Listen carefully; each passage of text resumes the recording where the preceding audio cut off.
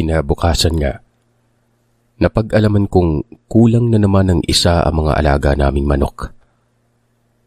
May hinala na ako kung sino ang salarin sa mga sunod-sunod na pagkawala ng mga manok namin. Nitong mga nagdaan ay nagagalit pa ako sa pag-aakalang may magnanakaw na kaming kapitbahay. At ang pinupuntirya nito ay ang mga alaga kong manok. Pero sa nasaksihan ko kagabi, may hinala ng tumatakbo sa isipan ko. Nang sabihin ko kay nanay ang tungkol sa mga nawawalang manok, hindi na ako nagtaka kung bakit hindi man lamang nagulat ang aking ina. Bagkus, sinabihan niya lang akong hayaan na raw ang mga nawawalang manok nun. Marahil ay lumabas ng bakuran ang mga ito at nahuli ng mga loko-lokong tao kaya hindi na nakabalik pa. Hindi na ako makasingit pa sa aking ina. Dahil kung ano-ano na lamang ang mga nirarason niya kung bakit nagkawalaan ang mga manok nun. Tagos sa kabilang tenga ko ang mga sinasabi ni nanay. Dahil alam ko namang pinagtatakpan niya lang ang taong naging dahilan ng dahan-dahang pagkaubos ng mga alaga namin. Bago pa man ako makapagreklamo, masinsinan akong kinausap ng aking ina tungkol sa mga nawawalang alaga. Hindi niya man direktang inamin kung sino ang salarin pero alam ko ng totoo. Matapos magpaliwanag ng nanay ay kinuha ko na rin ang pagkakataon para itanong sa kanya kung ano ba talaga ang nangyari kay tatay. Bakit parang hindi na nito alam ang mga pinagagagawa niya? Malumanay namang sinabi ni nanay na walang problema ang aking ama. Maliban sa dinaramdam nitong sakit, at alam ko naman umano yon, hindi na kailangang banggitin niya pa. Nga pala, yung nakita mo tungkol sa tatay mo kagabi, wag mo nalang pansinin. Nakausap ko na siya at naipaliwanag niya na kung ano ang nangyari. Sambit nito. Dagdag pang saad ni nanay. Wag na wag ko na raw mababanggit ulit ang tungkol sa sinabi kong aswang. Wag kong pag-isipan ng hindi maganda ang aking ama. May sakit na nga ito tapos pag-iisipan ko pa na masama. Paano na lang kung makakarating kay tatay ang tungkol sa mga sinabi ko? Ano na lamang ang iisipin nito? Sandali akong napabuntong hininga at napatingin na lang sa kawalan. Gusto ko sanang itanong sa kanya kung anong sinabi ni tatay tungkol sa nakita ko. Ang kaso, iniiba ni nanay ang paksa at halatang ayaw niyang pag-uusapan namin ang tungkol sa nangyari kagabi. Hanggang sa katagalan ng pag-uusap namin, nakiusap ang aking ina na sana'y wag nang makalabas pa at makarating sa ibang tao ang mga nakita kong kakaibang kinikilos ni tatay. Masyado na kaming maraming pinagdadaan ng problema at ayaw niya nang madagdagan pa yon. Nang tingnan ko si nanay ay hindi ko maiwasang makaramdam ng awa sa kanya. Tama nga naman siya. Ano na lang ang iisipin ng ibang tao kapag nalaman nilang ginawa ni tatay? Kaya't tumango ako at nangakong walang pagsasabihang iba o kahit paman ang mga kapatid ko. Pero sa pagdaan ng mga araw ay napansin kong parang dahan-dahang lumalaki ang tiyan ni tatay. Para bang napuno ng tubig yon. Hindi naman siya nagkakakain dahil mabagal na siyang kumain. Kung hindi nga pipilitin ni nanay ay ayaw niyang pang kumain. Kaya't kapwa nakapagtatakang lumalaki ang tiyan ni tatay. Hinaing naman ni tatay sa aking ina. May mga araw na masakit ang kanyang tiyan at walang paltos yon. Pagtungtong na pagtungtong ng ika-6 ng hapon, doon lamang sasakit. Mawawala lamang ang pananakit ng tiyan kapag mag-uumaga na. Nung umpisa ay banayad lang ang pagsakit nito. Pero habang lumilipas sa mga oras ay mas tumitindi pa ang pagsakit ng kanyang tiyan na halos umabot na sa puntong kulang na lang ay bumalentong siya, maibsan lamang ang pananakit. Pakiramdam niya umano, para bang may mga gumagalaw na insekto sa loob ng tiyan niya at parang pinuputakte ang lamang loob niya. Kapag gano'n ang nangyayari, ay hindi kami gaanong nakakatulog, kakabantay kay tatay. Ayaw na ring pabuksan ng aking ama ang bintana ng kwarto nila. Ayaw niya umanong nakakapasok ang liwanag ng araw sa loob ng kanilang silid. Ultimong ang ilaw sa loob ng kwarto nila ay pinapalitan niya kay nanay nang mas mahina ang liwanag noon. Palagi siyang nagrereklamo kay nanay na nasisilaw daw at masakit ang mga mata niya sa liwanag. Kapag nadampian nga lang ng sinag ng araw ang balat niya, para umano siyang napaso. Kung kaya't ayaw na ayaw niyang masinagan ng araw ang balat niya noon. Nung una, kinumbinsi siya ni nanay na dapat buksan ang bintana nila para may makapasok na sinag sa loob ng kwarto nila para naman kahit papano makalabas ang kakaibang amoy na namumuo sa loob ng kanilang silid. Magmula kasi nang nagkasakit si tatay, ay may kakaibang amoy na ang umaalingasaw sa kwarto nila. Parang amoy sugat yun na nabubulok eh. Idagdag pang walang tigil sa paglalaway ang aking ama sa hindi mawaring dahilan. Kahit anong punas ng laway nito ang gawin ko, tuwing ako ang nakatoka sa pag-aalaga, hindi iyon maubos-ubos. Minsan naman ay nagigising ako sa kalagitnaan ng gabi dahil sa sunod-sunod na pag-iingay ng aking ama na animoy, umaatungal na hayop at walang tigil sa kakangawa. Ganun palagi ang nangyayari kay tatay tuwing sinusumpong ito ng pananakit ng sikmura. Nang malaman naman ni Mang Binok na mas lumala na ang karamdaman ni tatay, palagi na itong nasa bahay. Tumutulong sa pag-aasikaso at umaalalay na magbuhat kay tatay kapag magbabanyo ang aking ama. Uuwi lamang si Mang Binok sa bahay niya kapag dumarating na sa bahay si nanay. Nakailang beses na ring dinala sa ospital si tatay pero wala pa ring nangyari. Sa huli, nare-resetahan na lamang siya ng gamot para sa pananakit ng tiyan at sa mga galis na lumalabas sa katawan na ayon sa mga doktor na sumuri, allergy lamang umano. Nung banggitin naman ni nanay ang tungkol sa manggagamot at nagsuwison siyang patingnan si tatay sa albularyo, tumanggi si Mang Binok sa kagustuhan ng nanay. Hindi daw kayang pagalingin ang sakit ni tatay ng manggagamot o kung sino pa man na alagad ni Herodes. Hindi dapat kayo naniniwala sa mga ganyang klaseng tao. Peperahan lamang kayo. Pero hindi naman gagaling itong si Paring Carlito. Marami na akong nasasaksiyang manggagamot na hindi kaya magpagaling eh. Ultimong sa simpleng sakit lang, hindi kayang gawin na pagalingin yon. Kaya huwag kayong magpapaniwala sa mga ganon. Pangungumbinsi na wika ni Mang Binok at pinayuhan ng aking inang huwag mawala ng pag-asa. Magtiyaga lamang ang aking inang dalhin sa ospital si tatay. Pasasaan ba't balang araw, gagaling din ito. Ewan, hindi ko na alam kung anong gagawin ko, Binok. Halos lahat naman ginawa na namin pero hindi man lang maibsan ang sakit na dinadamdam ng asawa ko. Huwag ka mag-alala, Mare. Nandito naman ako eh. Nakahanda akong alalayan si pare hanggat hindi pa gumagaling. Para saan pa't naging matalik niya akong kaibigan kung hindi ako makakatulong, kahit sa simpleng pag-aalalay man lang. Sagot niya. Dahil sa hindi na gaanong maibuka ni tatay ang bibig niya sa labis na pamamaga, kung kaya't wala din siyang kakayahan para magsalita nun. Kung ano ang palagay niya sa sinabi ng kaibigan.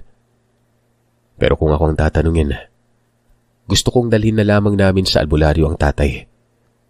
Para sa akin kung hindi totoong sinabi ng doktor na simpleng sakit lang ang dinaramdam ng aking tatay nun, baka may kakaiba na. Isang hapon, kasalukuyang nakaupo ako at nagpapahinga nang makita kong papalapit si Mang Candido. Nang makalapit na ay nagpalinga-linga siya bago nagsalita. Kamusta ang tatay mo? Hindi pa rin gumagaling, no? Tanong niya, na para bang iniiwasan niyang may makarinig. Buntong hiningang sinabi ko kay Mang Candido ang lahat ng nangyari kay tatay, maliban lamang sa ipinangako ko kay nanay. Sinabi ko sa kanyang habang tumatakbo ang araw, ay mas lalo lamang lumalala ang kalagayan ng aking ama. Sinubukan niyo na bang patingnan sa albularyo ang tatay mo? Hindi pa po, Mang Candido. Hindi? Bakit hindi niyo subukang patingnan? Dagdag niya pang saad. Wala namang mawawala kung sakaling subukan namin. Sinabi ko sa matanda na nito lang ay nagsabi ang aking inang patingnan ito sa manggagamot. Pero agaran itong tinutulan ni Mang Binok. Kunot noong nagtanong si Mang Candido kung bakit tutol ang matanda na patingnan sa albularyo si tatay. Gayong para naman yun sa ikabubuti ng aking ama. Ang sabi po niya, natatakot siyang baka mas lalong lumala ang sakit ni tatay Kaya ayaw niyang padala sa albularyo. Teka, sandali lang. Tingin mo ba may mas ilalala pa ba sa sinapit ngayon ng tatay mo? Hindi ba't ang kwento may lumaki na ang tiyan niya at halos ayaw nang kumain? Nagnanaknak na yung mga sugat sa katawan. At kaya anong ikinatakot ng matandang yun? Bakit ayaw niyang pumayag na patingnan ng tatay mo? Nagkibit balikat ako at sinabing hindi ko alam. Naguguluhan na kasi kami ni nanay kung ano ang dapat gawin. Halos maubos na ang lahat ng perang itinabi ng mga magulang ko. Nagbenta na rin kami ng lupa para lang sa mga gamutang ginawa kay tatay. Pero wala pa rin nangyayari. Alam mo, Iho, palagay ko may tinatago ang matandang yon. Kaya natatakot na matingnan na manggagamot ang ama mo. Ano pong ibig niyong sabihin, Mang Candido? Hindi ko po kayo maintindihan. Ang tanging naisagot lamang sa akin ni Mang Candido ay huwag naming sundin ang sinabi ni Mang Binok. At kung pwede lang, huwag itong palapitin kay tatay.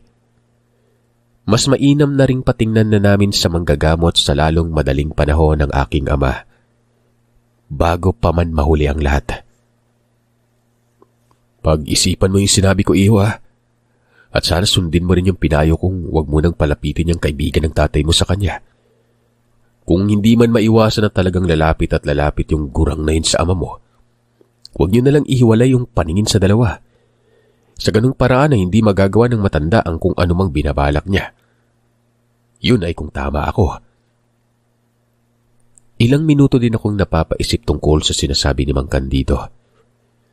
Matapos niya kasing magsalita ng gano'n ay para bang may pagdududa na rin akong nararamdaman sa kaibigan ni tatay.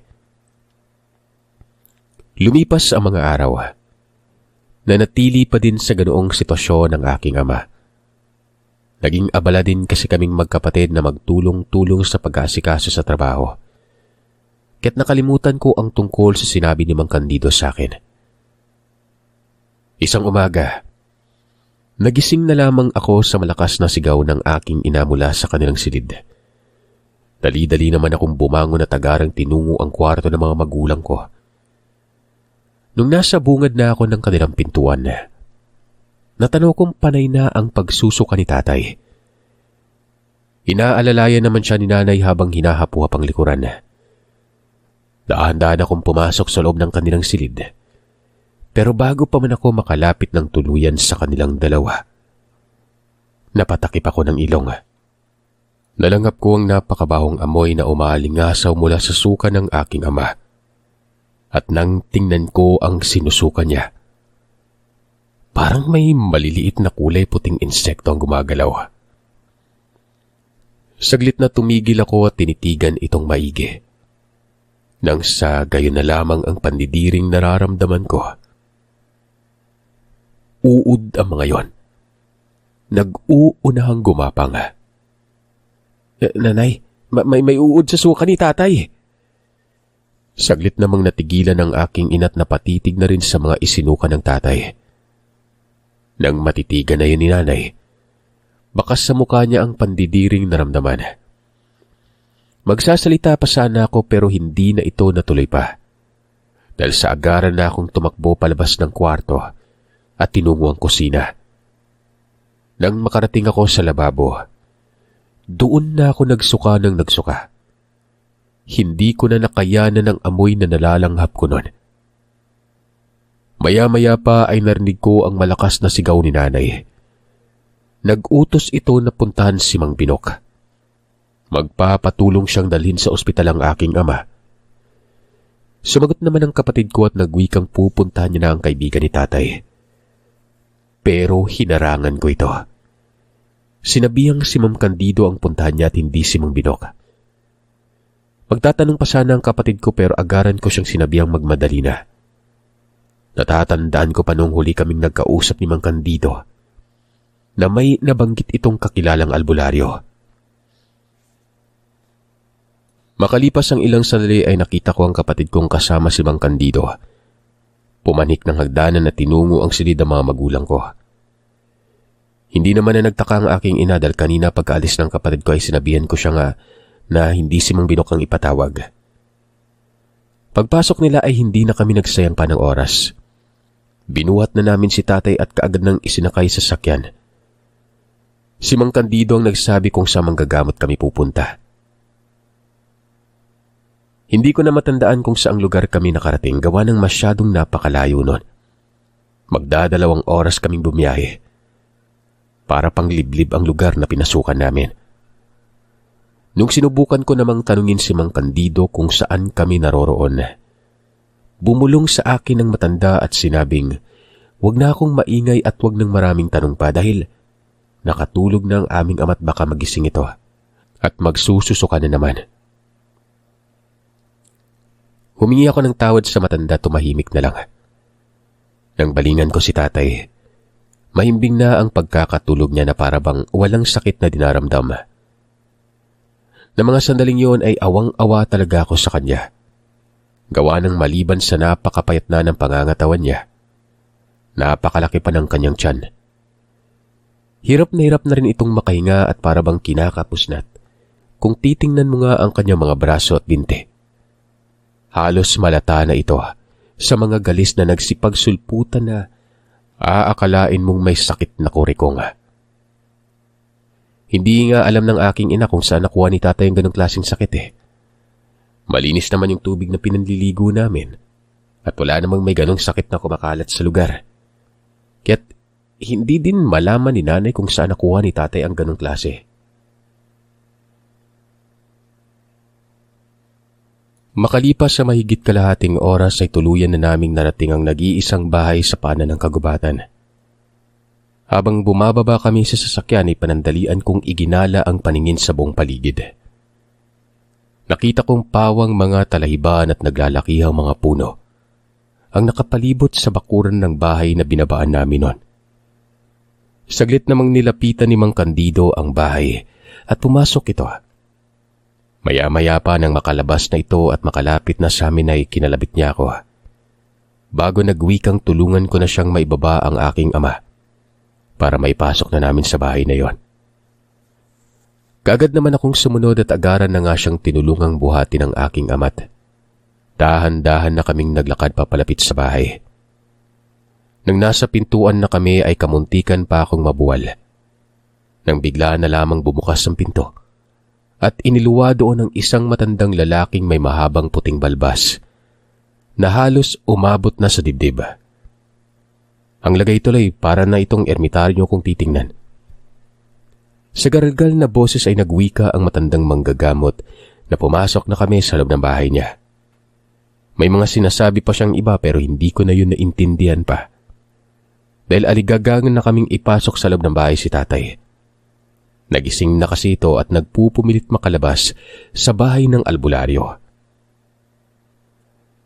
Dapat ay noon niyo pa dinala yung taong ito. Matindi na yung pagkakakapit ng insekto sa katawan niya. Sambit na manggagamot bago niluwagan ang pagkakabukas ng pintuan. Pagkalapag namin kay tatay sa malapad at mahabang upuan, agad nang nilapitan ito ng albularyo. Napansin kong taimtim siyang nagdasal at panakanakang umiihip sa buong katawan ng aking ama. Nakita ko ring tuwing umiihip ang albularyo at sa palagay ko ay lumalapat yon sa katawan ng tatay. Parang kitikite ang aking ama na nagpupumiglas, makaalis sa higaan at nagsisisigaw na ilabas umano siya ng bahay. Mabilis naman kaming inutusan ng albularyong talian ng lubid si tatay. Para hindi na ito magpumiglas pat pinipilit na lumabas ng bahay noon. Napakainit at parang masusunog daw ang balat niya. Walang tigil din siya sa pagmumura at kulang na lang ay sapakin niya ang albularyo. Kaya naman inutusan kami ng albularyong itali ang aking ama upang magamot niya ito ng matiwasay. Nagmamadaling ginawa namin ni Mang Candido ang ipinag-uutos nito. Matapos naming gawin yon ay matamang pinapanood lang namin kung ano ang gagawin ng albularyong yon. Napapalatak namang nagwika ang manggagamot. Delikado umano ang gamutang gagawin niya. Maliban sa kinukulam ang aking ama.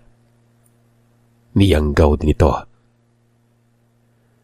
Tinanong ni Mang Candido kung nakikilala ba ng albularyo ang taong sumalbahe kay tatay. Tumango ang matanda at sinabing isa sa mga malalapit sa aking ama ang may kagagawan. Kung ganun palagay mo, iisa lang kaya ang may kagagawan sa lahat? Ang ibig kong sabihin, isang tao lang bang kumulam at yumanggaw sa amo ko o magkaiba? Tanong ulit ni Mang Candido. Sunod-sunod na pagtango ang naging tugon ng albularyo. Sinabi nitong iisa lamang ang may kagagawan at base sa presensyang nararamdaman niyang nakakapit sa katawan ng aking ama. Matagal na nitong kakilala ang taong sumalbahe dito. Sandaling tiningnan ng albularyo ang aking ina at tinanong kung may nakaaway ba si tatay o may nakaalitan man lang. Ramdam niya ang matinding galit ng taong sumalbahe sa aking ama.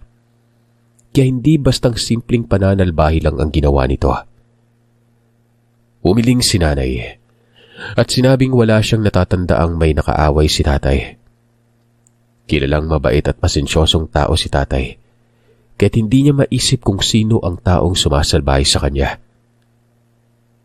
Ako naman ng mga sandaling yun, napapaisip na rin. Hindi ko kasi maalala kung may nakaalitan ba ito.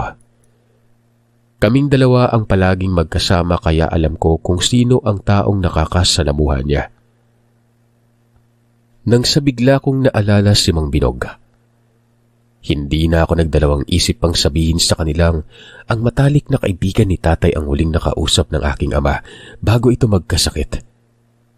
Nasermonan niya nga si Mang Binok dahil sa ginawa nitong pakikipag-away sa katrabaho. Magmula nga noon napansin kong lumalayo na ang kaibigan ni tatay at nito lang kung kailan malala ng kalagayan niya. Saka pa lamang ito naglalapit sa aking ama.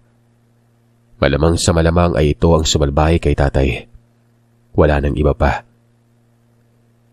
Napatiimbagang naman si Mang Candido at naikuyom ang kamao. Tama ngang hinala ko. Ang taong yun na may kagagawan. Kaya natatakot siyang dalhin sa albularyo ang ama mo Napakasalbahe. Naturingan pang matalik na kaibigan ng tatay mo. Tapos gagawa siya ng ikakapahamak sa taong kapatid na ang turing sa kanya. Panandali ang nablangko ang isipan ko ng mga oras na yon. Si nanay mangyak-yak na lamang ito at hindi kumikibo. Yung albularyo, hindi na umimik. Salip ay nagpatuloy na ito sa ginagawang panggagamot kay tatay. Gusto niya bang ibalik ko sa taong may gawa nito ang kulam na itinanim sa lalaking to? Tanong ng albularyo at nagpalipat-lipat ng tingin. Ang kaya ko lang ibalik sa mangkukulam ay ang mga bagay na ibinato niya sa taong ito. Pero yung pangyayanggaw, hindi ko kayang ibalik yun Ang maipapangako ko lang kayang-kaya kong alisin yung yanggaw sa katawan niya. Tumango si nanay bago nagwikang nararapat lamang sa taong yon ang makaranas din ng sakit. Mas mainam na yon kesa naman patuloy pa rin niyang gagambalain tong asawa mo. Kung sakaling hindi natin bibigyan ng leksyon ng demonyong yon. Sambit pa ng albularyo. Tama ka dyan. Tama ka sa sinasabi mo, Lolo Matias. Sige na, gawin mo na kung anong nararapat na parusa sa taong lumapastangan sa amo ko. Kung ayaw niya palang masabihan at mapagalitan, di sana'y ginagawa niya na maayos yung trabaho niya at hindi idinadaan sa init ng ulo. Dagdag pang saad ni Mang Candido. Noon pa man ay nahulaan na nila ng mga katrabaho niyang hindi na ordinaryong tao si Mang Binok. Magmula kasi nang iwan ito ng kinakasama. Nag-iba na ang kinikilos niya. Sa pagkakaalam nilang dalawa ni Gaspar ay bantog na aswang ang kinakasama ni Mang Binok sa baryo kung saan sila naninirahan.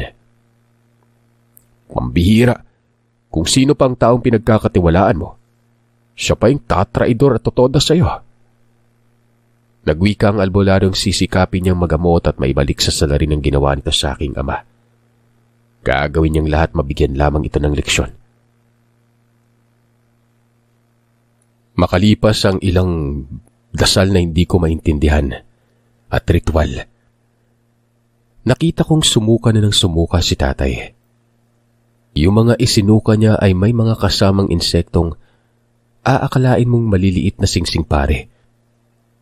Panay naman ang pagtapik ng albularyo sa balikat ni tatay at panay ang pag-uusal ng mga lingwaheng hindi ko maintindihan. Hanggang sa hindi nagtagal, nakita kong may kalakihang insekto ang isinuka niya. Para itong sinlaki ng ibong kakapisalang mula sa itlog. Nang mailabas na ni tatay yon ay lumapaypay na ito hanggang sa nawalan na nga ito ng malay. Kaagad namang lumapit si nanay at si Mang Candido sa albularyo.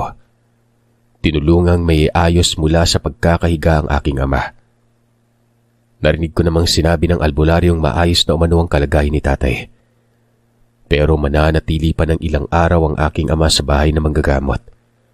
Hanggat hindi pa nasisiguro nitong magaling na talaga si tatay noon. Kahit kasi nailabas na ni tatay ang insektong ginamit ng aswang sa pagyayanggaw, hindi pa rin 100% masasabi niyang ligtas na sa pagiging aswang ang aking ama. May mga proseso pa siyang gagawin para makasiguradong tuluyan na talagang gumaling si tatay. Nay, ako na lang po yung magpapaiwan dito.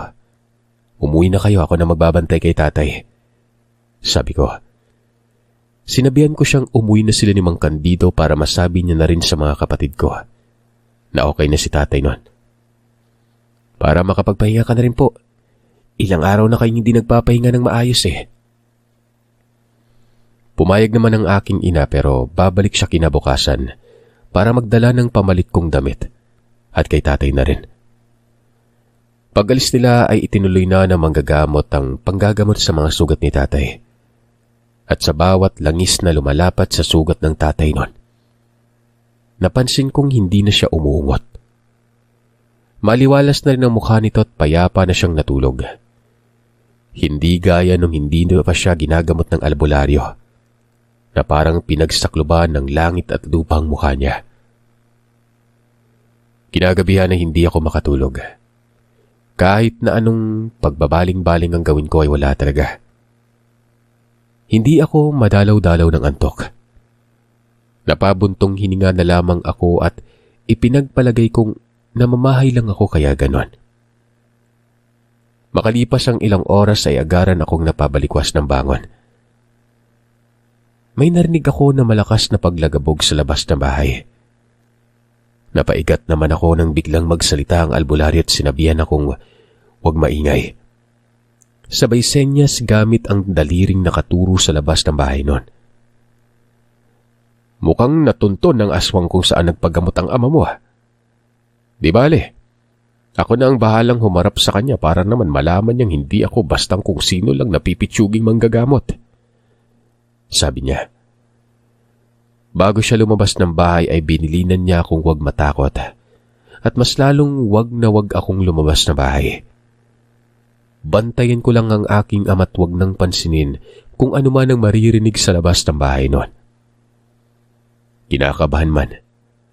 Tumango ako't sandaling tinapunan ko ng tingin ng aking amang mahimbing pa rin natutulog. Ilang segundo lang ang nagdaan ay narinig ko na ang malakas na kalabugan sa labas noon at ang sunod-sunod na pag-atungal. Dahilan para gapangan ako ng kilabot sa katawan. Nang gabing ito ay naunahan ako ng takot sa sarili kung kaya't hindi na ako nagkaroon pa ng lakas ng loob para silipin sa siwang ng bintana kung ano ang nangyayari. Nakakakilabot na huni ng wakwak at panakanakang pag-atungal na nang nilalang ang naririnig ko nun. kaya't nabahag na ang buntot ko. Dala ng takot na nararamdaman ay napasiksik na lamang ako sa mahabang upuan kung saan ako matutulog. Pinakiramdaman ko ang paligid at baka mamaya ay bigla na lamang may pumasok na nilalang nun. Makalipas ang mahigit 20 minutos, tumahimik ang paligid. Hindi ko na narinig ang boses ng albularyo at ang pag-atungal ng nilalang na nakasagupa nito. Kabadong naitanong ko sa sarili kung nasaan ang matanda. Ano na ang nangyari sa kanya at bakit pawang katahimikan na lamang ang naririnig ko sa labas noon. Lumakas ang kabog ng dibdib ko at agarang napatingin sa pintuan ng bahay. Nang bigla itong bumukas. Ilang segundo pang nagdaan nakita kong albularyong iika-ikang pumasok sa loob. Mabilis na akong tumayo. Inalalayan itong makaupo. Nagpasalamat naman ang matanda. Pagkatapos ay nakisuyo itong kunin ko ang langis na nasa mesa. Pagkabigay ko ng langis ay inumpisa na kaagad ng albularyong gamutin ang sarili. Habang ginagawa niya yon, sinabi niya sa aking hindi niya napatay ang aswang. Nasugatan niya, napuruhan niya kahit papano. Magbilang lang raw kami ng araw at malalagutan na ito ng hininga. Ikalimang araw, sinundo na kami ni nanay kasama si Mang Candido.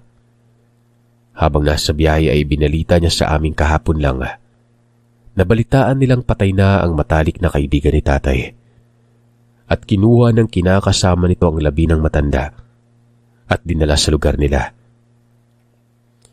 Ang daming ang kapitbayang nagtataka at napatanong sa kadika nilang isipang, papaanong nalaman ni Aling Linda na patay na si Mang Binok kayong sa pagkakaalam ng lahat, may katagalan ng walang komunikasyon ng dalawa.